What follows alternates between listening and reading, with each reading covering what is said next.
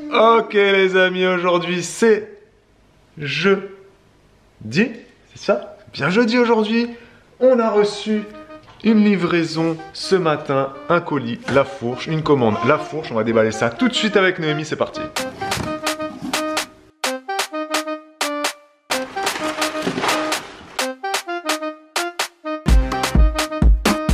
Voilà, petite vidéo ensemble de la commande. Je voulais vite fait vous faire un petit retour de course, surtout au niveau des prix, pour vous montrer à quel point c'est intéressant. Là, je vais m'adresser à ceux qui sont fans de dattes, par exemple. Je vais vous montrer ce produit-là. C'est des dattes, c'est des Mazafati, donc ils sont bio et équitables. Elles sont à 9 € le kilo. Voilà, donc pour vous donner un ordre d'idée. Ces dattes-là, c'est un petit peu plus petit que les dattes Medjool. Les dattes qui sont les plus chères que tout le monde connaît, c'est les dattes Medjool. Elles sont généralement vendues entre 10 et 20 € le kilo. C'est plus souvent 20 € le kilo. Et si tu vas en Biocop, les Medjool ou même les Mazafati, t'en trouveras jamais à 9 € le kilo. Là, elles sont à 9 € le kilo.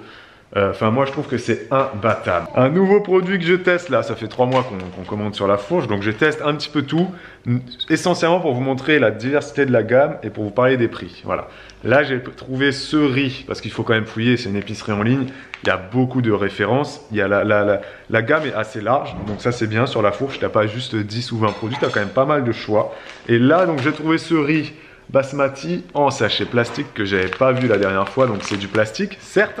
Rappelez-vous, avant, j'avais pris du riz en vrac qui était à 3 € le kilo. Celui-là, il est à 2,75 € bio. Voilà, donc ça vous permet de comparer. Hein, le riz classique, c'est non bio, c'est 1,60 € en ce moment. Ça varie suivant les prix du marché, suivant la météo dans les pays qui produisent le riz. Mais là, 2,75 € le bio, honnêtement, j'ai jamais trouvé ce prix-là.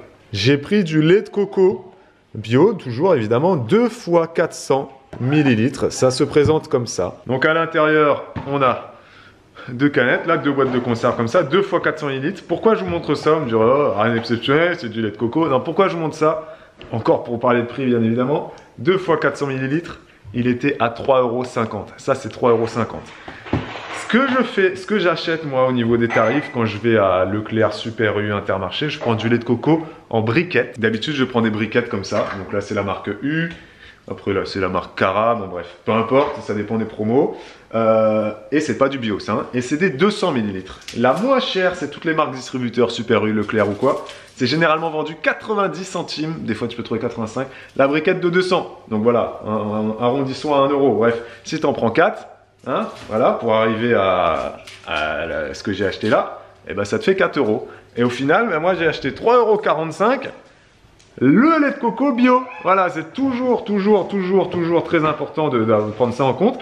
C'est que là, du coup, j'ai 4 briquettes, l'équivalent de 4 briquettes de lait de coco bio à 3,45 €.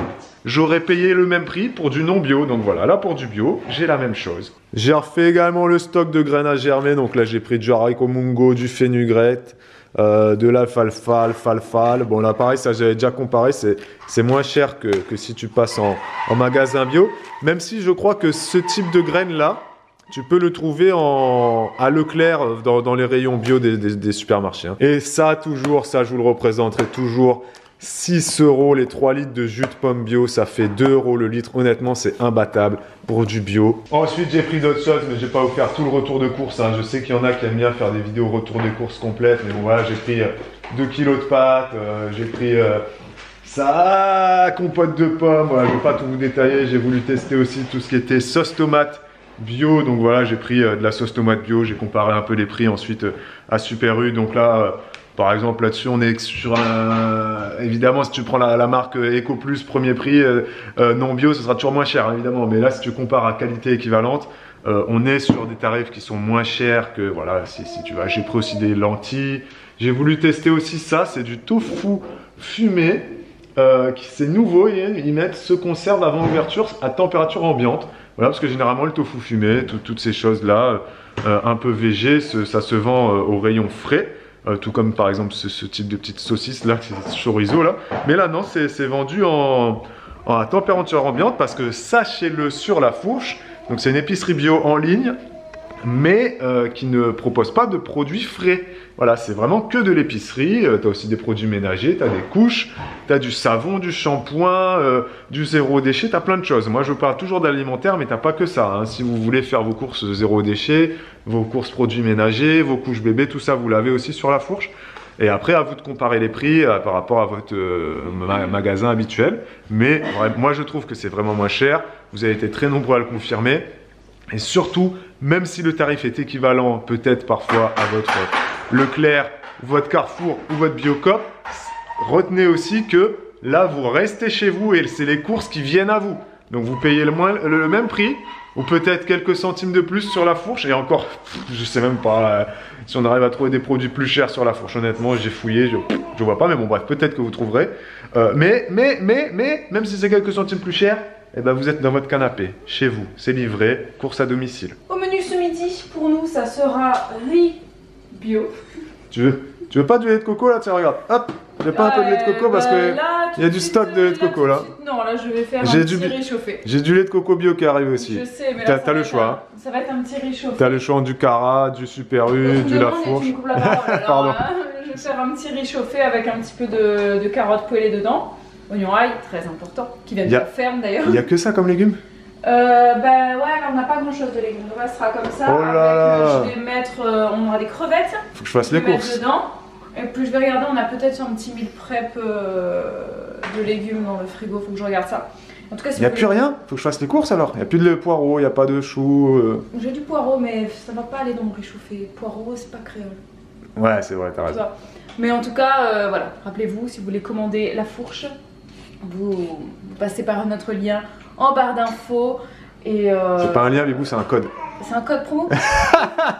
Sachez-le, hein, depuis 2012 que Bibou fait des vidéos, c'est toujours moi qui arrive à retenir si c'est des liens, des codes, c'est quoi le code, c'est toujours différent ce nom alors. Non, là c'est facile, Bibou, c'est Julien Navin. Ok. Bah oui, mais tu vois, c'est Julien Navin, des fois c'est Juju Baby 2020. Oui, mais ça dépend. Mais là, c'est souvent Julien Navin. C'est vrai. Très souvent. C'est vrai. Et bah là, sur la fourche, c'est ça. Depuis 3 mois, c'est ça. Et ça restera toujours le même. Pour l'instant, il n'a pas de durée de fin, ce code-là. Et il vous offre donc 20 € de réduction sur votre adhésion à la fourche. Et sur le i, là, ici ou là, je sais plus jamais où c'est, je vous mettrai vlog explicatif la fourche. Et dans ce vlog-là, on vous explique un peu le principe. Parce qu'il y a plein d'autres choses à savoir sur ce site internet-là. Et donc vraiment, je vous réinvite à aller voir ce vlog-là si vous ne l'avez pas vu. Et là, il flotte. Il pleut, et on est très content parce que hier, Bibou, elle a planté 10 arbres. Combien t'en as planté hier? Plus que ça, non? 19 en 2 jours. Ah, 19 en 2 jours. Ouais. Ouais, c'est ça, ouais. Donc la pluie est la bienvenue. Voilà. Ouais, c'est ça. On n'a pas encore de système d'arrosage. Voilà, il serait temps de se poser la question, hein, parce qu'à un moment donné, il va falloir arroser. Oui. Et on ne sait pas encore. Il faut qu'on achète un grand tuyau, qu'on achète un... Vous savez, là, déjà, il pleut, donc c'est bien. au bout, là, pour avoir une pression différente en fonction. Il y a des plantes que tu es obligé d'arroser par le sol. Tu peux pas les arroser par les feuilles, par exemple, tu vois. Ouais. Sinon, maladie. C'est vrai qu'au niveau système d'arrosage, on a un tuyau, on n'a effectivement pas le mitigeur, ou je sais pas qu'on appelle ça, le truc qui va au bout. Et notre tuyau n'est pas suffisamment grand pour aller jusqu'aux zones à arroser. Ensuite, les arbres fruitiers qui sont donc très loin de notre domicile. On a un terrain immense. Bref, non, je déconne, mais bon, oui, c'est quand même assez loin. Là, ça sera prévu d'arroser à l'arrosoir. Mais là encore, on n'a pas de récupérateur d'eau. On a plusieurs possibilités de mettre des tonneaux qui récupèrent l'eau. On a aussi une grande mare, un grand bassin de rétention, donc on ne sait pas trop encore comment l'utiliser. Parce qu'en été, il est totalement sec, ce bassin. Donc là, il est très rempli, il est vraiment grand, hein, c'est la superficie d'une bonne grosse piscine, hein, franchement, donc il y a pas mal de mètres cubes là-dedans. Voilà, ça va s'assécher au fur et à mesure, et donc les mois où il faut arroser quand même un peu plus que d'autres, on n'aura plus d'eau là. Donc voilà, donc on est un peu pour l'instant en phase de réflexion, comment pouvoir arroser efficacement sans trop se fatiguer. Voilà, on n'a pas envie de se fatiguer physiquement, que ce soit une corvée d'arroser, tu vois. On ne veut pas mettre d'arrosage automatique non plus, on veut le faire nous-mêmes pour participer un peu, voilà, mettre la main à la pâte, si on peut dire. Mais il ne faut pas non plus qu'on se casse le dos. Et donc, il faut qu'on ait des bons outils, si je puis dire. Quand on a les bons outils, on travaille toujours mieux. Voilà, donc des fois on peut faire sans, mais on est plus efficace avec. Exact. Exact. Oh, tiens, regarde. Tu sais quoi, je vois ton legging là. Et ça me fait penser que hier, tu étais aussi un peu en mode legging comme ça. Tu avais le même en gris. Oui, il était gris, ouais. Est-ce qu'on peut revenir sur ton pantalon pas de def? Non, j'en peux plus de la mode. Mais je suis à la mode. Non, je te jure, j'en peux plus. Mais en fait, la mode, ça va, ça vient, ça va, ça vient. C'est comme la pluie et le beau temps. Donc, il y a 2 ou 3 vlogs en arrière. Bibo, elle a porté un pantalon pas de def, taille haute, qu'elle avait acheté il y a 15 ans et qu'elle avait dit je l'ai porté 3 fois dans ma vie et là je le ressors, bref, et je suis pas du tout à la mode. Tout le monde a dit en commentaire que la mode maintenant, et il y en a une qui est très drôle, il y a une abonnée qui a dit vous pensez, Bibou, tu penses ne pas être à la mode, mais moi je pense que tu vis dans une grotte ou je sais pas quoi, parce que sachez que c'est très à la mode apparemment les pantalons pas de def et taille haute, et que maintenant tout ce qui est slim et tout ça, ça n'existe plus. C'est vraiment la pas de def, taille haute, et tout ce qui est taille basse, ce n'est plus à la mode. Baggy, bon, baggy c'est différent, c'est un peu hors temps, et slim non plus, c'est plus trop tendance. Voilà, donc tu es très à la mode avec ce pantalon. Tu sais à quoi ça sert? Mais j'en peux plus de la mode. Mais moi. tu sais, ça sert à quoi? Ben, ça sert à ce que les gens ils achètent. Mais simplement, parce que vu que dans 2-3 ans, ça sera plus à la mode, un jean il survit 2-3 ans, il survit 10 ans. Vous l'avez vu, le mien il est encore là. C'est pour dire que en fait, vu que tu peux pas jeter un jean parce qu'il est bon, mais par contre il est plus à la mode. Donc il faut quand même que tu en achètes un autre. J'en peux plus. Tu vois? Mais ouais, non, moi non plus j'en peux plus. Surtout que. Par contre, ce qui m'a fait rire, c'est. Quand tu penses, c'est tellement aberrant. Non, c'est pas ça, c'est tellement aberrant de dire que là, il est beau. Ouais. Parce qu'il est à la mode. Je l'aurais mis il y a 5 ans, tout le monde aurait rigolé, m'aurait dit c'est moche. Exact. Je l'aurais mis encore 5 ans avant, on m'aurait dit waouh, il est beau. Enfin, c'est bizarre, tu sais, genre tes goûts ils changent chaque année. Par contre, ce qui est drôle, ouais, non mais c'est ça qui est bizarre. Alors que moi, c'est vrai que c'est un jean que j'aimais à l'époque, que j'aime aujourd'hui, pareil. Que t'aimes toujours en fait. Et que voilà, parce que c'est mes goûts qui font que je l'aime. C'est pas qu'il soit à la mode ou pas. Ouais. Et pareil pour tous les vêtements que je porte en fait. Par contre, elle avait pas tort cette abonnée en disant qu'on vit dans une grotte. C'est pas qu'on vit dans une grotte, mais c'est qu'en fait. Ah, mais on est hermétique à tout ça, nous. Non, c'est pas ça. C'est que maintenant, on a l'âge. Enfin, on a l'âge, on a 33 ans et on vit pas déjà à la ville. Non. On vit à la campagne, en ville plutôt. Et là où effectivement tu vas voir plus les gens qui vont suivre la mode, c'est au lycée, à la fac. Oui. Et là où tu vois des gens ou en ville, et encore il faut sortir dans les bars pour voir comment les gens sont habillés, pour voir ce qu'il y a dans les vitrines, ou alors tous les gens qui ont des catalogues aussi. Il y a des gens qui ont des magazines de mode, donc ils voient ce qui est tendance. Oui, mais en ville, là où tu vas croiser les gens qui sont à la mode, c'est en ville plus. Enfin là, je veux dire, et encore. Non, mais après, il peut y avoir des gens à la campagne qui sont intéressés et qui donc ont des magazines, bien ou des sûr, choses comme ça. Mais c'est pas des gens que tu vas croiser dans la rue, vu que personne ne marche dans la rue. Ouais. Mais c'est pas notre centre d'intérêt, nous, en fait, du tout. Et ça, bah, pour moi, ça l'a jamais été. Donc, non, mais les tendances, on était plus à l'écoute des tendances quand tu étais à la fac. On était plus au courant. Quand tu as passé le stade de la fac et que tu rentres dans la encore à la fac, excuse-moi, à la Réunion, il n'y avait pas de tendance. Hein. Ouais, c'est tout le monde. Tout le monde était habillé en jupe, en décolleté, c'est vrai qu'en en métropole, il y a on suit beaucoup de trucs, quoi. C'est vrai. Peut-être parce que nous, à la Réunion, c'est vrai qu'on était plus axés sur la plage, la détente, tu t'habilles léger, sur l'apparence et tu t'habilles très léger aussi, t'as pas bon bref, t'as moins de jeans aussi, t'as moins de tenue. C'est aussi une question de centre d'intérêt, parce qu'à la Réunion, je pense que quand t'habites en appartement en ville, c'est vrai que c'est un côté rassurant et dépaysant que de se concentrer sur des à la Réunion, ceux qui lançaient des modes, la déco dans la maison, ceux qui lançaient des modes et qui suivaient des modes, c'était les racailles, c'était les cagnards. Eux, ils avaient des modes. Hein. Ouais. Et encore. Après, il y avait quelques groupes. Tu vois, il y avait les surfeurs aussi, ils avaient leur mode. Oui, mais ça, c'est pas une mode, ça, c'est juste un style. C'est pas une mode, c'est un style. Mais le cagnard, la racaille, et là, comme là, en ce moment, depuis 2-3 ans, t'as la mode chaussettes claquettes, là, tu sais. À La Réunion, on avait plein de modes de racaille aussi, hein, les cagnards, hein, ils avaient plein de trucs. Je pense que c'est eux qui ont inventé les chaussettes claquettes, d'ailleurs. À La Réunion, je pense qu'on a les Chabat Arena. Les chaussettes claquettes à La Réunion, je connaissais déjà. Quand c'est arrivé en métropole, que ça a buzzé, qu'ils en ont parlé à la télé, là, j'avais déjà vu ça, moi, à La Réunion. Les cagnards, ils devancent tout. Nous, on est à la pointe. Pas nous, parce que nous Réunionnais, on est à la pointe de la tendance. Non, en cagnard, le cagnard, voilà. Parce que pas tous les créoles suivent la mode, mais. Cagnard, ça veut dire soleil en français, évidemment, c'est le cagnard, mais à La Réunion, ça veut dire racaille. Ne nous demandez pas pourquoi. Cette petite conversation qu'on vient d'avoir là, ça me fait penser, ça m'a rappelé que l'été dernier, je discutais avec des danseuses d'une troupe avec qui je travaille. Et je parlais à un moment donné de mode et de tendance comme ça. Et je vais essayer de vous le retrouver. Je vais essayer de regarder sur l'ordinateur si je peux le retrouver. Tac, tac.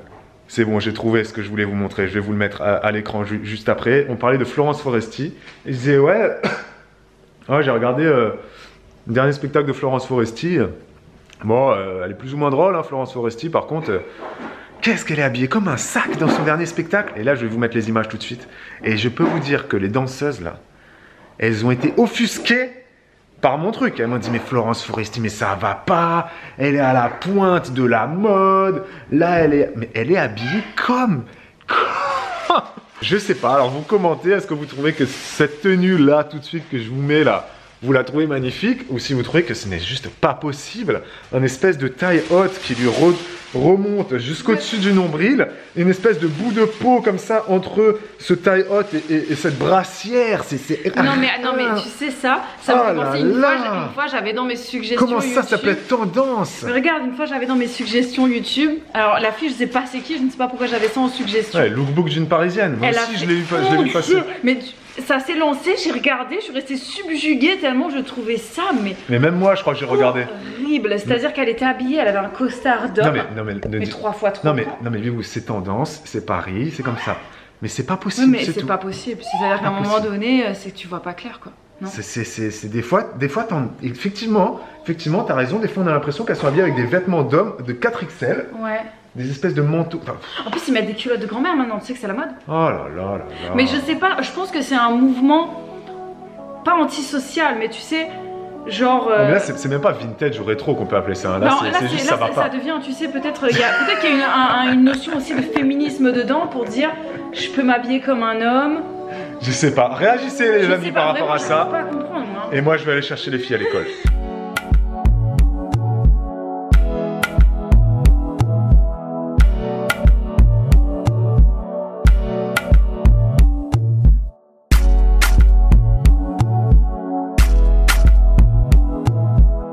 Il est 18h30, fin de journée. Et là, on vient de changer un peu l'agencement de notre chambre. On a déplacé cette armoire-là qui était positionnée ici. Et la deuxième commode Ikea qu'on a achetée, que j'ai récupérée avant-hier. Bibou l'a montée aujourd'hui. Donc voilà, elle est là. On a 2 commodes Ikea qui sont là. Bibou, elle est là. Et moi, je suis là. Voilà, nos affaires sont ici. Et on a retrouvé dans tout ce tri et ce rangement les culottes menstruelles de Bibou, les culottes de règles, comment on appelle ça, les culottes lavables, etc. Depuis qu'on est ici, elle les cherche. Et donc ça fait 2 mois qu'elle a plus ses culottes. Donc elle utilise la cup. Et puis ensuite, je lui ai racheté des protège-slips et des serviettes Nana ou Always ou Vania, je sais plus quelle marque j'avais pris là. Mais bref, et en fait ces culottes de règles, elles étaient avec mes caleçons. Voilà. Faut pas chercher. Pas chercher, et ça fait 2 mois qu'elles étaient perdues entre mes slips et mes caleçons. Mais voilà, c'est retrouvé. Donc voilà, dans ces commodes là, on a pas toutes nos affaires, Bibou, hein, parce qu'on a encore quand même des affaires dans des caisses. Mais on a une grande partie de nos affaires qui rentrent là-dedans. Oui. Non? Ça c'est Bibou ici, et ça c'est moi. Oui, et sachant que moi mes gros pulls, je les mets dans le meuble qui est en face là. Ouais, d'accord. Je vais le mettre dans le truc en carton que tu as ressorti là. Mais on a quand même bien diminué nos vêtements. Ah, mais on n'a plus beaucoup de vêtements en fait. Donc c'est bien. On a ce qu'il faut. C'est bien, on a ce qu'il faut. Et voilà, et puis après l'idée aussi pour l'été, pour les robes de Bibou, ça serait de mettre des tringles là, non? Ouais, on va mettre 2 tringles là. Et ou alors j'en mets une au milieu, je sais pas, j'en sais rien. Une au milieu. Une là, et puis là il y aura le miroir, je ne sais pas. Mais elle aime pas trop le papier peint, donc c'est pour ça que... Je le cache. C'est pour ça qu'elle veut mettre la tringle. Je vais mettre le miroir, tu sais. Je vais le mettre là, comme ça je le cache. Ah, après tu veux mettre la tringle au milieu, je sais pas si ça... J'en sais rien. Je sais pas si ça ferait très beau. On les a déjà les tringles d'ailleurs, hein. Après on peut très bien mettre 2 petits clous en haut ou une petite tringle et on achète un voilage. Non mais c'est pas gênant hein, qu'on voit les... C'est pas gênant qu'on voit les robes. Non, je parle pas de mes robes. Je parle qu'on voit pas ce truc. Ah mais il est pas moche hein. Non moi je l'aime pas du tout. Et c'est surtout celui-là qui me dérange. Celui-là je peux faire abstraction mais celui-là c'est... J'ai vraiment envie d'acheter une trame qu'on colle en haut et on met un voilage en fait. Mais il est pas moche, vous. Mais il est vilain, il est chargé et il m'abîme les yeux. Il est pas centré le meuble. Faut qu'on le décale un peu sur la gauche. Ah, c'est pour l'été. Honnêtement, il est pas vilain, vous. Oh, arrête un peu. Non, il est vilain. Moi, il est pas si vilain.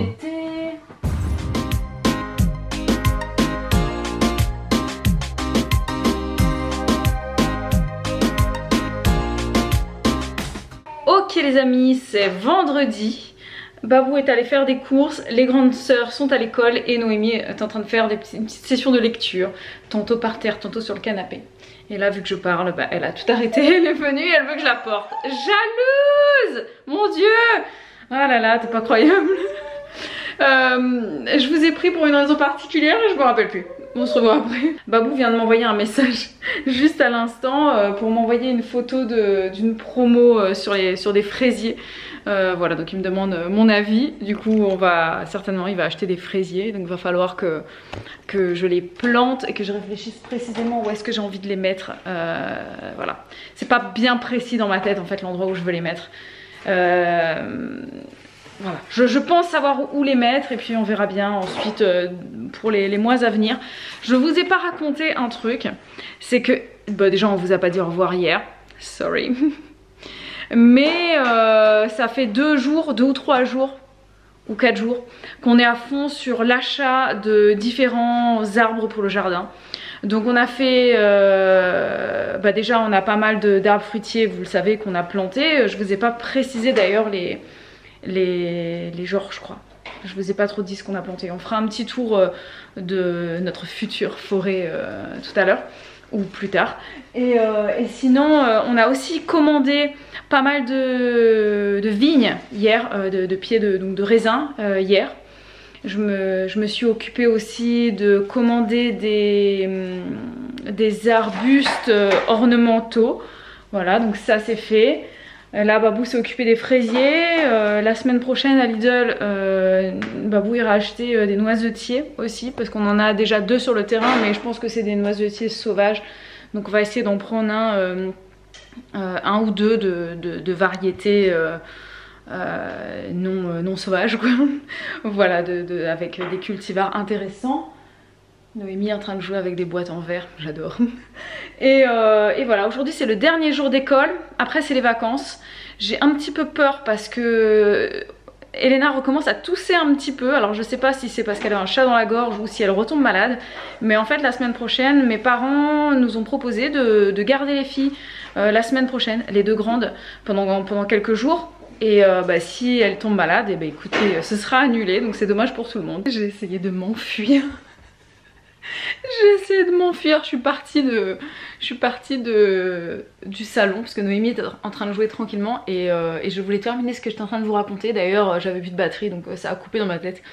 Mais ce que je voulais dire c'est que j'ai commencé à répertorier doucement les différents fruitiers, les différentes variétés de fruitiers qu'on a plantés dans le jardin. Et je me suis rendu compte qu'en fait j'ai écrit genre mûre, cassis, myrtille, mais j'ai pas précisé les variétés.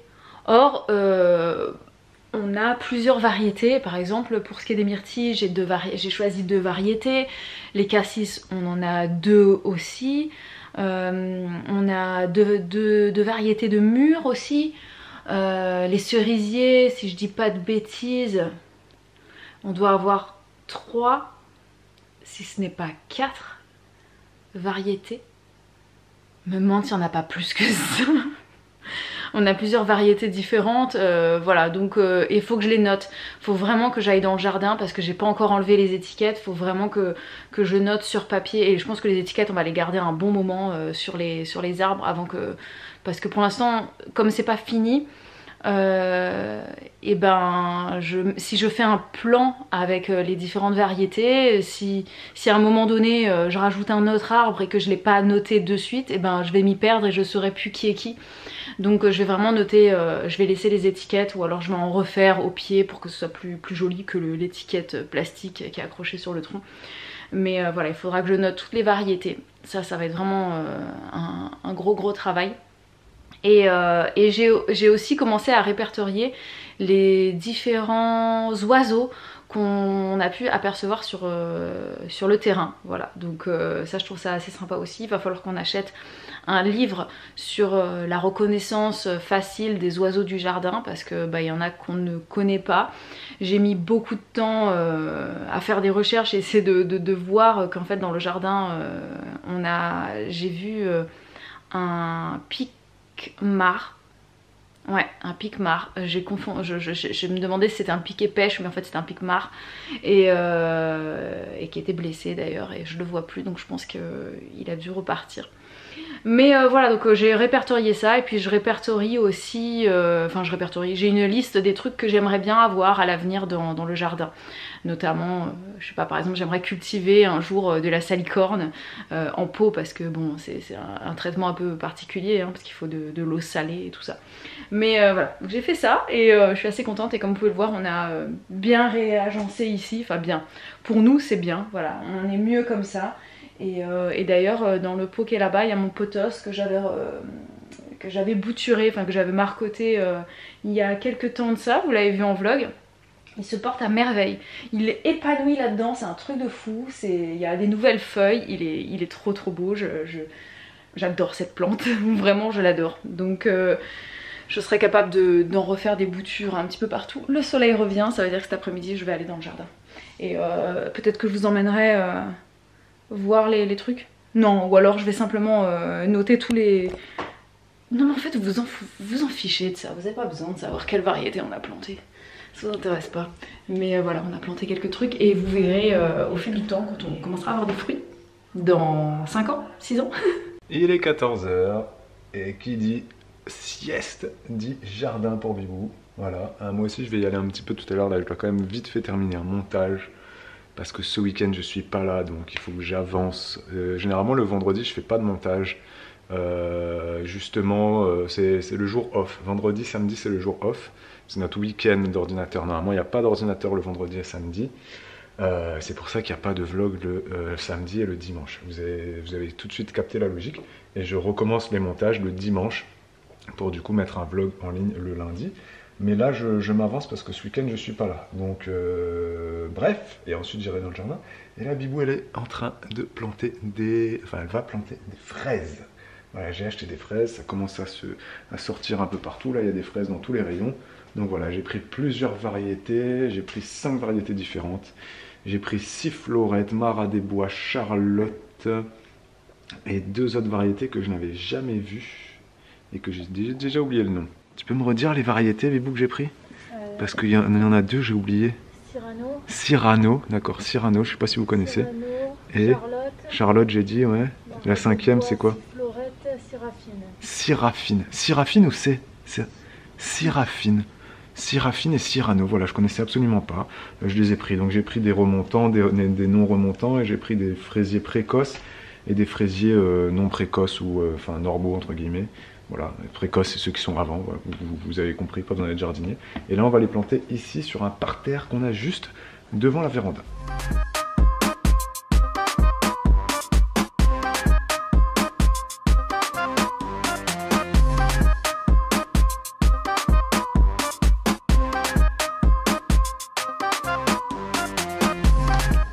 Alors, fraisier fini, Bibou? Oui. Et là, tu pars sur quoi? Alors ça, c'est la serre que j'ai acheté à Action, 12,99 €. Plusieurs abonnés me l'avaient envoyé sur Instagram. Je voulais pas trop la prendre et Bibou, elle l'a regardée, elle a dit « Si, vas-y, prends-la moi ». Donc, et là, tu fais quoi? C'est des fleurs. Il y aura des fleurs dedans. Il y aura des fleurs dans un premier temps. Et cette jardinière là, elle fait aussi serre, hein. Il y a un espèce de... Il y a un couvercle, Bibou, non? Je vais la mettre. Il y a un couvercle, je sais pas si vous voyez, bah il est là, si, mon doigt le pointe. Et 12,99 € à Action. J'ai vu la même. Elle est à 35 à 25 €. À 25, je l'ai vu. 35 € je crois à Jiffy. Elle est à 35 à Jiffy et je l'ai vu à 25 € à Super Rue ou à Leclerc, je ne sais plus, ou à Intermarché. Non, c'était à Intermarché. Ouais, il y a beaucoup de magasins à côté de chez nous. Et du coup, bah, tu vois la différence quoi. C'était la même. La même dimension, même machin, etc. Bref.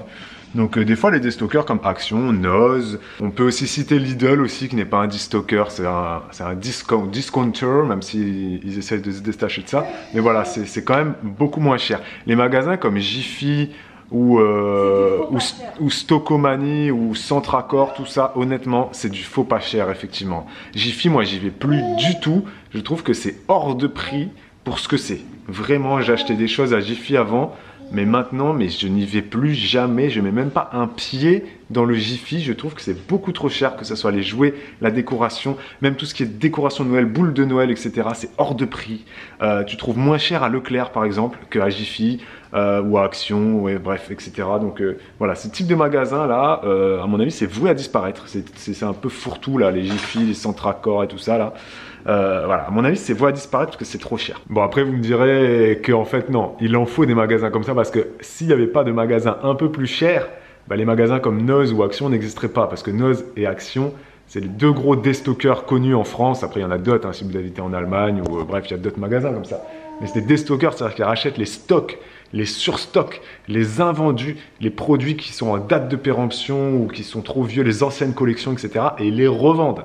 Voilà, ils achètent en France, mais ils achètent aussi dans d'autres pays. C'est pour ça qu'à Action ou à Noz, vous allez avoir des produits italiens, hongrois, allemands, espagnols, parce que c'est des magasins comme Jiffy ou même comme Super U, Leclerc, bref, les supermarchés polonais ou allemands ou anglais, etc. qui ne veulent plus de leurs affaires parce qu'ils n'ont plus de place pour les stocker, qu'ils n'arrivent pas à les vendre, et ben ils les rebalancent à Action ou à Noz. Voilà, souvent on croit Action, ouais, c'est que des trucs chinois, oui. Non, non, c'est juste la même chose que tu vas avoir dans les Jiffy polonais ou hongrois ou allemands ou espagnols, et qui sont invendus et qui vont donc débarquer à Action ou à Noz. Voilà, c'est le principe des déstockers. Ils achètent les stocks, les invendus, les surstocks et les produits périmés. Bon, sur ce, on va vous laisser. J'ai les mains dégueu. Oh. Noémie est pas contente de nous voir dehors. On va vous laisser, ce vlog est suffisamment long. Oui, on doit être encore sur un 30 minutes au moins là. Donc on va s'arrêter. Oh, il y a du vent. Voilà, on vous laisse avec le vent, on vous embrasse. Et à demain. Et à demain. On a des fleurs qui arrivent ici. Et ici. Et ici.